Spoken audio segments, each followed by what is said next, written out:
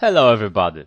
In the previous lesson we learned about the function templates. Today we are going to learn about the class templates. Yes, exactly. We have the same thing in classes and it's really needed many times. So let's see how does it work. As you can see here we have the code also from the previous lesson and we'll create now the template of class. How to do that? Well, we type here template, so it's the same like in the function templates. Then we are typing here something like type name, then name of our type, so something like that, or we can just type here T. And now we've just created a class template, but of course we need to specify all that T's here. So I want to change all the integers here to T. And right now, when somebody create a point class, every T will be changed to the type that he will choose, right? So we will be able to create a class of doubles, a class of integers, and other types. Okay, but now I would like to tell you that unlikely we will need to use the namespace in that place. Also, we'll need to include the IO string here, and we'll also need to copy all the functions from here to here. So definitions must be in one file because that IDE won't be able to refer to the things from that file here. So, well, that things here will get into the command. That thing here also will be commented for a moment because we focus on one class first. And let's now define the functions here. How to define them? Well, we need to in every time repeat the template and type name T before each of the function, right? Then we need to remember that we need to add something like that each time, and of course we need to change the integers to T. Remember that we can create here easily now, for example, the character B, something like that. Everything will work fine. So it means that this variable will be in each object that we create by using the template class will be character. So it won't be changed, right? If we did it that way, it will be changed. But if we do it that way, it won't be changed at all. Okay, so we will right now, we can just remove it. Okay, now let's go back to that place here. And let's create that point A that is equal 5. Let's see if everything will work fine. As you can see, it is not compiling. It's because when we are creating a template, we need to specify that T here. We have to specify that. So I'm going to create the point of integers, for example. Now I can build and run that program. As you can see, everything is working fine. We can send to the output, for example, the value that is in X easily. Let's see if it works. As you can see, everything works fine. And I would like to remind you, you have to just specify that T in places like that. Okay? But you don't need to do it in places like that. So, for example, here where I am returning, well, where is the getX? Here is the getX, right? We can return always integer, for example, right? And everything will work fine. We can always return the double and it will work fine. We are deciding what type will be here, but of course right now we want it to be the T because we want to change it in every place, but sometimes there might happen that you will need your own type and you will want it to be like that. You don't want it to be changed from place like here. Okay, so as you can see, this is working fine now. So let's maybe talk about something what is called the type definition. You see, we can do something like that. We can do that thing. Type definition. Then we can say point, int, and now please just think about it as a point int. Now we can declare, we can define variables that way. So right now this thing means the same thing like this. I know that it is not very time saving or something like that, but maybe you will notice something like that in code, and I want you to know what does it mean. Okay, so now everything like that will be changed to something like that. We can do something like that. Well, maybe something like that, and it will work fine. Okay, so this is the type definition, and well, I like to also show you that you can still create the double things. So right now that thing will be double. Let's see if it works. Everything is working fine, as you can see. Okay, so now let's define maybe that things here, right? We need also the class point to dimensional. You will do as an exercise. You can do, you don't need to, but it's a good idea. You can do as an exercise point 3D. And now let's just create a template of it. So template, and now type name, and we'll call it T.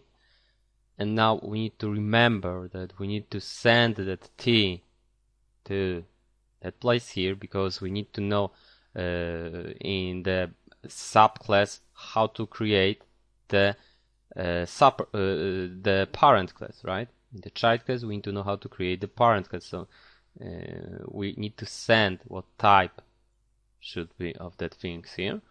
Okay, then of course we should change that things. We don't need to, but we should, because we want them to look like that. As you can see here, we have the point to D returned, and we are not changing that to T. This is the type that we want it to be here, right? Okay, and now of course we need to copy that things from here. Let's cut it and let's copy it. Now let's do something like that.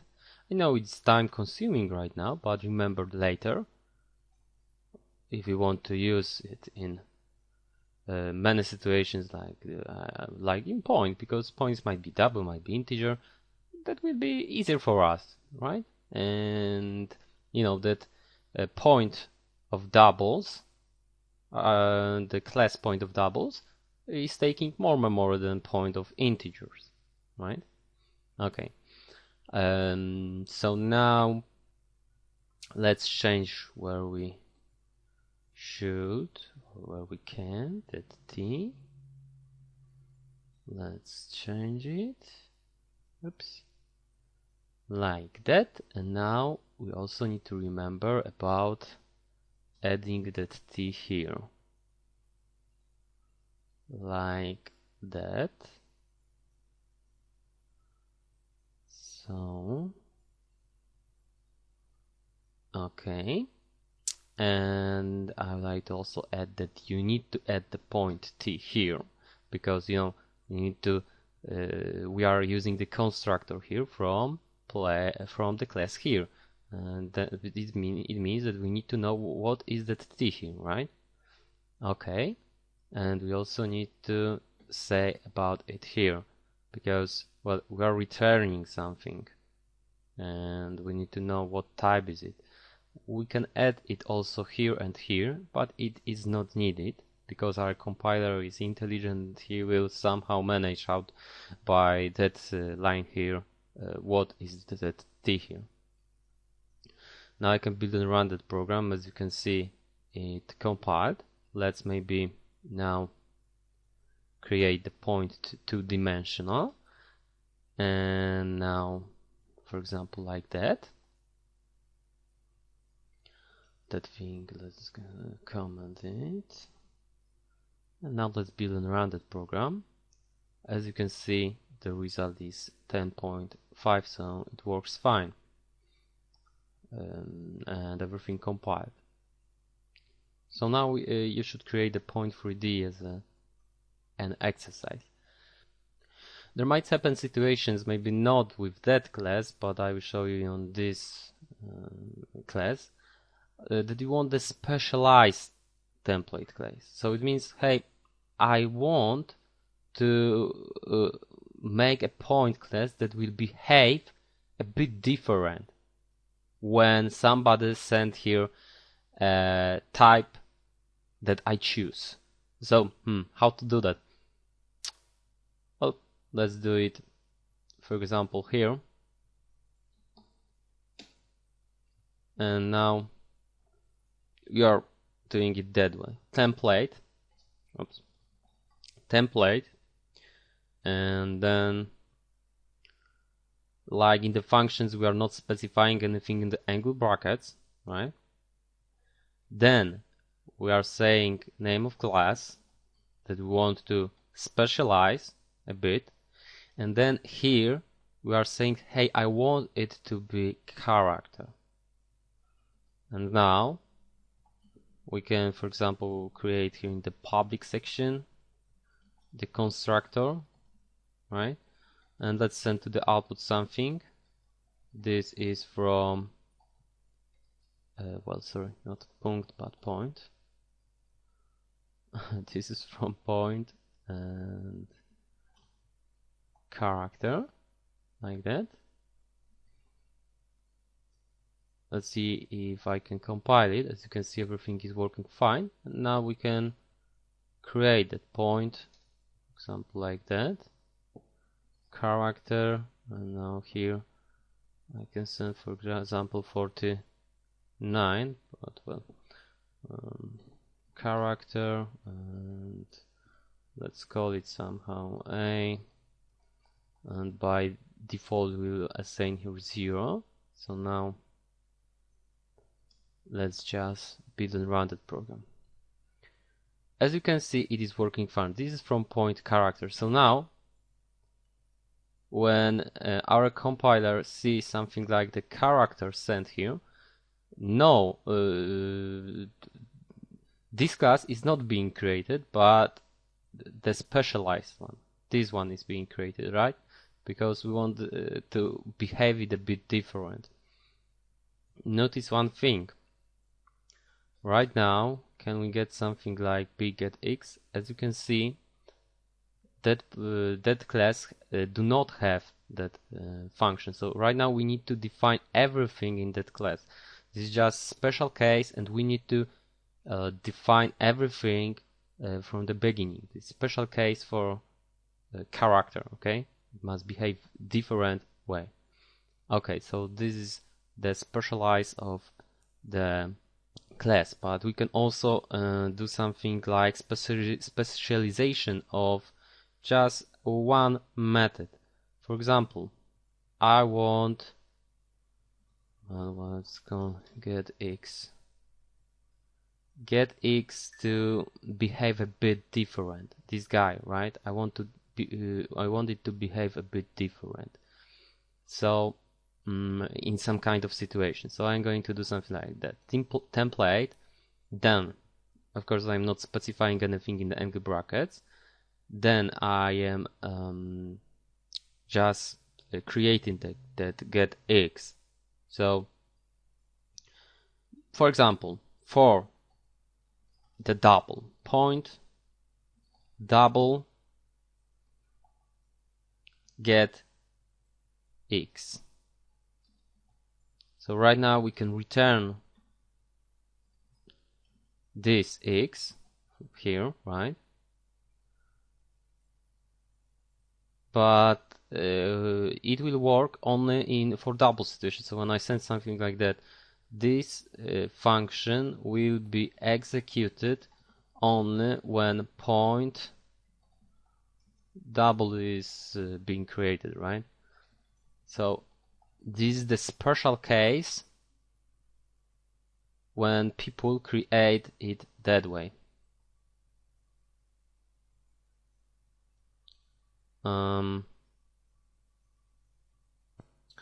I think it's not working because we have got here an inline function. Let's change this thing to not inline function. So let's create before it to get x. So get x, and we are returning the t. Return this x. So this is the default function, right? And this thing is the specialized function for template. Now it should work fine.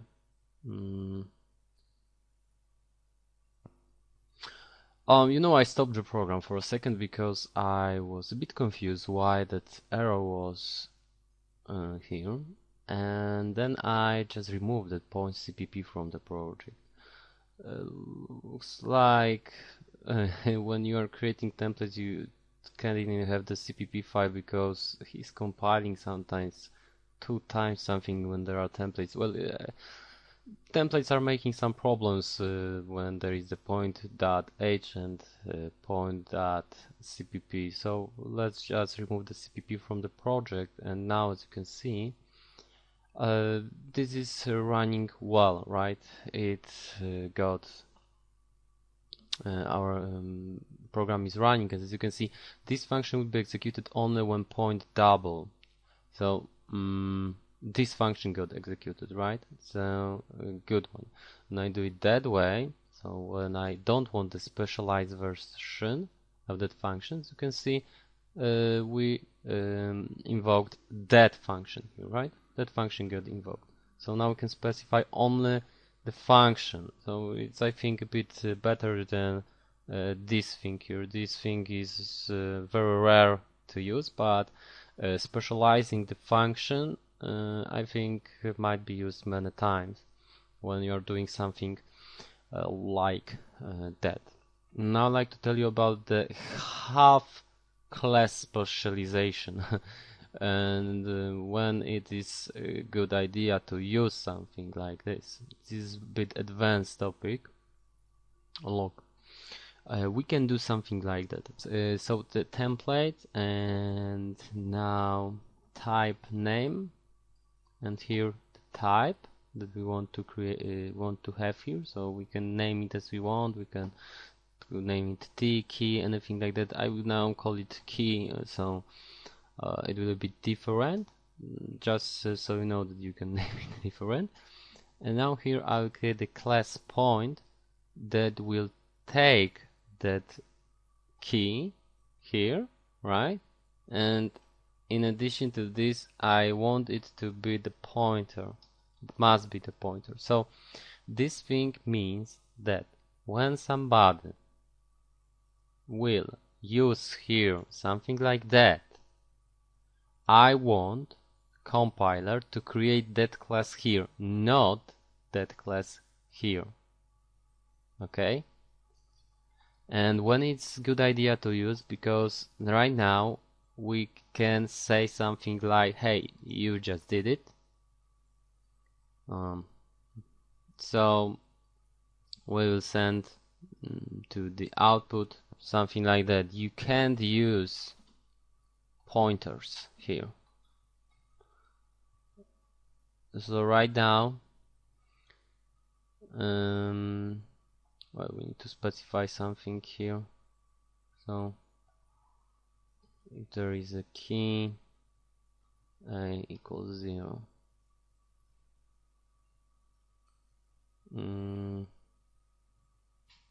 Sorry, it should be point. Sorry, I wrote the point in our language, in my language. Okay. And here right now, of course, we can't get x because it's impossible, right? We can't use pointers here. So now we are informing that you can't do it here. That class is running, right? That has got created. And of course we couldn't use that function here because that function, the get x, is not doesn't exist, right? And that's how it works. This is very advanced topic, it's very rare to use, so don't worry about it. I think the most important thing is to remember about the specialization of function from a class, like that get x that we created here. I know that that we didn't change much here, but it is a useful thing. Okay, that's all in the lesson. Thank you very much.